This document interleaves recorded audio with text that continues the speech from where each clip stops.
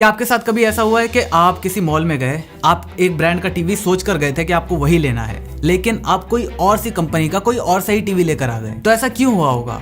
या तो जो सेल्समैन था उसने आपको उस टीवी के बारे में कुछ ऐसी बातें बताई होंगी जो आपको बहुत ज्यादा पसंद आ गई, या फिर उस मॉल के अंदर ऐसे एडवर्टाइजमेंट करा गया होगा, ऐसे ऐसे चीजों को प्रिटेंड करा गया होगा कि आपको लगा कि जो टीवी आप लेने गए थे वो उतना ज्यादा वर्थ नहीं है जितना दूसरा वाला है। तो यहाँ पर एक्चुअली में हुआ क्या, आपको मैनिपुलेट करा गया, आपके डिसीजन को बदला गया आपकी ही मर्जी से। इसी चीज को कहते हैं मैनिपुलेशन। खैर, अब ये चीज आपके साथ रोज रोज तो होती नहीं है, या फिर होती है।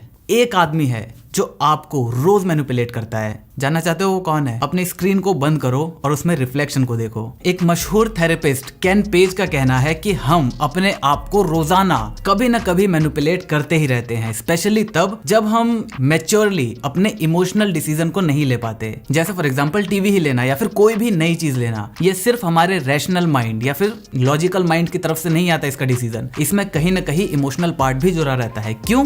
क्योंकि इसमें हमारा हार्ड अर्न मनी इन्वॉल्व होता है। तो यहाँ पर आज मैं आपके सामने 5 ऐसे तरीके रखने वाला हूँ जो आप रोजाना लगभग अपने आप को मैनिपुलेट करने के लिए ऐसा करते ही रहते हो। Number 1, cutting your expectations. आपको याद है बचपन में अगर आपसे कोई आपकी टीचर पूछती थी कि आप क्या बनना चाहते हो, तो आपके सपने बहुत ज्यादा हाई हुआ करते थे। जैसे जैसे आप बड़े हुए आपके सपने उस हाई लेवल से थोड़े कम आने लगे। जैसे आप कॉलेज में पहुंचे, कॉलेज में पहुंचने से पहले क्या होता है, आपको लगता है कि भाई मैं ये ब्रांच ले रहा हूँ, या फिर मान लो इंजीनियरिंग के लिए आप कंप्यूटर साइंस ले रहे हो। आपका मोस्टली लोगों का गोल होता है कि मैं बहुत बड़ी कंपनी के अंदर एक अच्छे पोजीशन पर रहूंगा। लेकिन जैसे जैसे कोर्स बढ़ता जाता है वैसे वैसे क्या होता है, आपकी एक्सपेक्टेशन ग्राउंड रियलिटी पर आने लगती है, और at the end of the 4th year आपके दिमाग में ये क्लियर हो जाता है कि भाई हमें कैसी भी नौकरी मिल जाए बस इतना बहुत है हमारे लिए। तो ये एक एग्जांपल था। सिमिलरली एक और एग्जांपल आप ले सकते हो कि जैसे आपको अपना वेट लॉस करना है, आप उसके लिए एक अच्छा डाइट ढूंढते हो, आप कोई मेडिसिन भी ढूंढते हो कि भाई कौन सी ऐसी मेडिसिन हैं जो मेरे वेट लूज करने में मेरी हेल्प करेगा।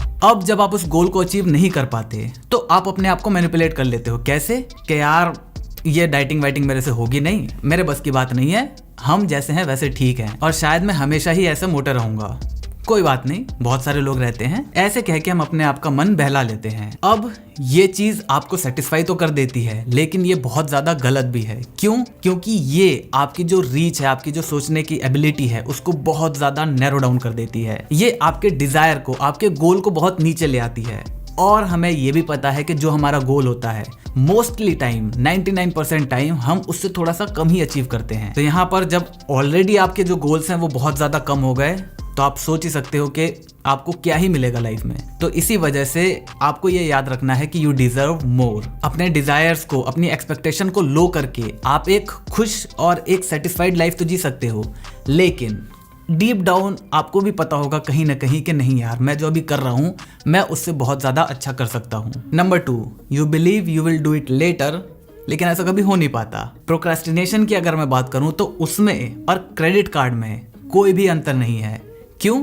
क्योंकि क्रेडिट कार्ड आपको यूज करने में बहुत ज्यादा मजा आएगा। कब तक? जब तक उसका बिल नहीं आता। सिमिलरली प्रोक्रेस्टिनेट करने में आपको बहुत ज्यादा मजा आएगा। कब तक? जब तक जिस काम को आप प्रोक्रेस्टिनेट कर रहे हो वो वाइल्ड अप होकर बहुत ज्यादा हेक्टिक और बहुत ज्यादा आपके लिए डिफिकल्ट टू डू न बन जाए। और प्रोक्रेस्टिनेशन भी एक ऐसी चीज है जो आप डेली लाइफ में अपने आप को मैनिपुलेट करने के लिए यूज करते रहते हो। अब यहाँ पर आपका दिमाग ये चीज करता कैसे है? देखो, जैसे फॉर एग्जाम्पल मुझे एक स्क्रिप्ट लिखनी है, तो अब इस चीज को मैं पोस्टपोन कर दूंगा। मैं कह दूंगा कि मैं कल शाम को इसे कंप्लीट कर दूंगा। अब इससे मेरे जो दिमाग है, जो रैशनल माइंड है मेरा, उसके अंदर ये इन्फॉर्मेशन पहुंच गई कि हाँ, मैं इस चीज को समहाउ मैंने ये चीज कर ली है, थोड़ा सा मुझे सेटिस्फेक्शन फील हो गया। तो अब जो टाइम मेरे पास बचा मैं उसमें कोई दूसरा काम कर सकता हूँ जो करना मुझे स्पेशली पसंद है। स्क्रिप्ट लिखना मुझे उतना ज्यादा पसंद नहीं है, तो इस वजह से वो काम पोस्टपोन्ड हो गया। लेकिन यहाँ पर आप थोड़ा सा सेटिस्फाई तो हुए, लेकिन आपको ये भी पता है कि वो काम अभी हुआ नहीं है। इस वजह से जो आप अभी एक्टिविटी कर रहे हो उसको करने में भी आपको मजा नहीं आएगा। ये चीज आपने शायद कभी फील भी करी होगी, मैंने तो बहुत बार करी है। जब मैं कॉलेज वगैरह में था, अभी मुझे पता है पढ़ाई करने का टाइम है, मुझे एक चैप्टर कंप्लीट करना है, लेकिन उसकी जगह मैं कोई मूवी देख रहा होता था। अब मूवी देखते टाइम भी मेरे दिमाग में बैक ऑफ द माइंड कहीं ना कहीं चल रहा होता है कि यार अभी पूरा एक चैप्टर मुझे करना है, तो मैं उस मूवी को भी ढंग से एंजॉय नहीं कर पाता था। तो यहाँ पर अगर आप अपने काम के लिए सीरियस रहते हो तो प्रोक्रास्टिनेट करना आपके लिए बहुत ज्यादा खराब है, क्योंकि आप जो काम काम करने के लिए, इंपॉर्टेंट काम को या फिर जिस काम को प्रोक्रेस्टिनेट कर रहे हो, आप जब वो करोगे तो आपको उसमें भी मजा नहीं आएगा। तो यहाँ पर ये बहुत ही खतरनाक सा कॉम्बिनेशन बन जाएगा कि आपके पास अभी भी वो काम बचा हुआ है, आपने जो टाइम दिया था वो टाइम भी आपका जा चुका है और आप रिलैक्स भी नहीं रहे उस टाइम पे। तो मतलब फायदा क्या हुआ प्रोक्रेस्टिनेट करने का? या तो ऐसा होता जो आप काम प्रोक्रेस्टिनेट कर रहे हो वो टाइम जो आपके पास बचा वो आपने फुल्ली एंजॉय करा, तब ये चीज वर्थ है कहीं ना कहीं, टोटली नहीं लेकिन मोस्टली केसेस में ऐसा नहीं होता। Number 3, you put too much in your plate. अब यहाँ पर ये चीज मेरे साथ पर्सनली काफी ज्यादा होती थी। मैं अपनी जो टू डू लिस्ट है उसमें बहुत सारे काम को ऐड करके रखता था। इससे मुझे काफी सेटिस्फेक्शन सा फील होता था कि हाँ मेरे पास कल के लिए बहुत सारा काम करने के लिए है। अब ये भी अपने आप को मैनिपुलेट करने का एक तरीका है। क्यों? क्योंकि ऐसा करने से आपने आपके दिमाग में ये डाल दिया कि मैं बहुत ही ज्यादा प्रोडक्टिव दिन रहने वाला है मेरा कल का। लेकिन एक्चुअली में क्या होगा अगर आप इतनी सारी टू डू लिस्ट, मतलब एक ही टू डू लिस्ट में इतना सारा काम डाल दोगे तो आप कोई भी काम प्रॉपर तरीके से नहीं कर पाओगे। अब ऐसा करने से क्या होगा, आपके बहुत सारे काम होंगे भी नहीं, बहुत सारे काम हुए लेस एफिशिएंट हुए, उतने अच्छे तरीके से नहीं हुए जितने अच्छे तरीके से हो सकते थे। साथ ही साथ बहुत सारे काम ऐसे भी हैं जो नहीं हो पाए। इसीलिए एंड ऑफ द डे आपके दिमाग में ये आएगा कि यार मतलब क्या हो रहा है, मेरा दिन पूरा का पूरा प्रोडक्टिव नहीं रहा, मैं मतलब आज का दिन मैंने वेस्ट कर दिया, ऐसा आपके दिमाग में एक इंप्रेशन जाएगा। तो इसी वजह से आप उस लोड को कल के लिए डाल दोगे। अब कल भी आपके पास बहुत सारा काम है तो आपके पास हमेशा बहुत सारा काम करने को रहेगा और आप अच्छे से रिलैक्स भी नहीं कर पाओगे और यही साइकिल रोज कई सालों तक आपके साथ चलती रहेगी और आप कभी भी खुश नहीं रह पाओगे अपने काम से। तो इसी वजह से इस चीज को करना बंद कर दो। इसका सबसे अच्छा तरीका है आप जैसी टू डू लिस्ट बनाते हो बनाना शुरू कर दो।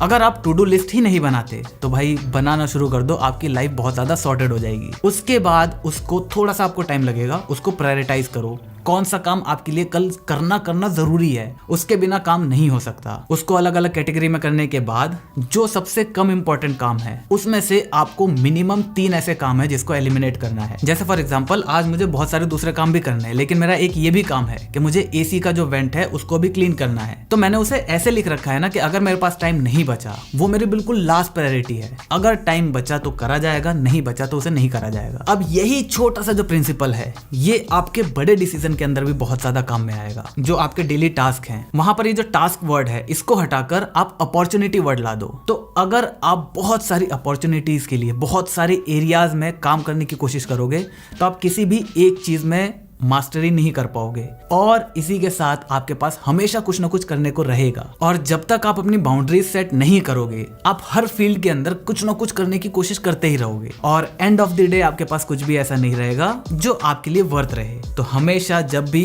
बहुत सारी अपॉर्चुनिटी आपके पास हो तो आपको केवल 3 सवाल पूछने हैं। पहला, अगर मैं इस अपॉर्चुनिटी को लेता हूं तो ये मेरा जो लॉन्ग टर्म है, मेरा जो अल्टीमेट गोल है उसमें मेरी कितनी मदद करेगा। नंबर 2, क्या ये एक्साइटिंग लग रहा है, क्या मुझे ऐसा लग रहा है कि अगर मैं इसको लूंगा तो मुझे करने में बड़ा मजा आएगा। नंबर 3, क्या आपने पहले इस टाइप का कोई काम करा है, अगर करा है तो क्या आपको उसमें मजा आया था या नहीं आया था। इन 3 सवालों का जवाब आप ऑनेस्टली अपने आप को दे दोगे ना तो आपको क्लियर हो जाएगा कि जो अपॉर्चुनिटीज आपके पास हैं उनमें से कौन सी आपके लिए अभी प्रायोरिटाइज करना सबसे ज्यादा जरूरी है, अभी उस पर इम्प्लीमेंटेशन करना सबसे ज्यादा जरूरी है और किसको आप अवॉइड कर सकते हो। पॉइंट नंबर 4, जो बचपन से हम सब आज तक इवन आज तक भी करते आ रहे हैं, इट्स देयर फॉल्ट। भाई मेरी गलती थी नहीं, तेरी गलती है, तेरी वजह से हुआ है। आपके एग्जाम्स में मार्क्स नहीं आए यार, टीचर ने वाला चैप्टर ही नहीं पढ़ाया था ढंग से, उसी चैप्टर में से सबसे ज्यादा आया। तो ये तो हम बचपन से करते आ रहे हैं और ये हमारा फेवरेट तरीका है अपने आप को मैनिपुलेट करने का कि भाई हमारी गलती थी ही नहीं। इससे हम खुद को गिल्टी नहीं मानते। तो इसकी वजह से होता क्या है, प्रॉब्लम ये होती है कि ये चीज आप बार बार करने लगते हो। हर केस में आपकी ये आदत बन जाएगी किसी और को ब्लेम करने की और जब तक आप ऐसा करते रहोगे तब तक आप ये कभी भी रियलाइज नहीं कर पाओगे कि आपने अपना 100% दिया था या नहीं दिया था।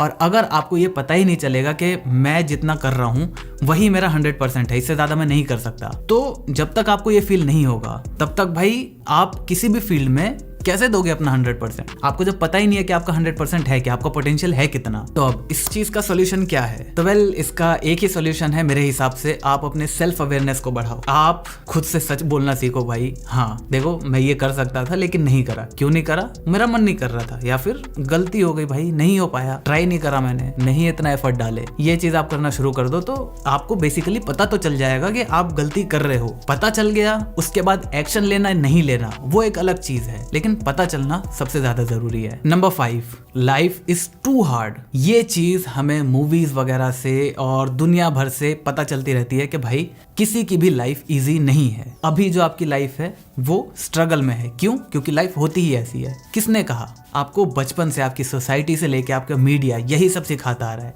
Life is not easy. हाँ, मैंने बोला है कि लाइफ इज नॉट फेयर, ये टर्म अलग है, लेकिन लाइफ इज नॉट इजी ये हमेशा ट्रू नहीं है। अब जैसे फॉर एग्जांपल मेरा एक फ्रेंड है, 6 महीने पहले वो इतना ज्यादा परेशान था, उसके पास जॉब नहीं थी।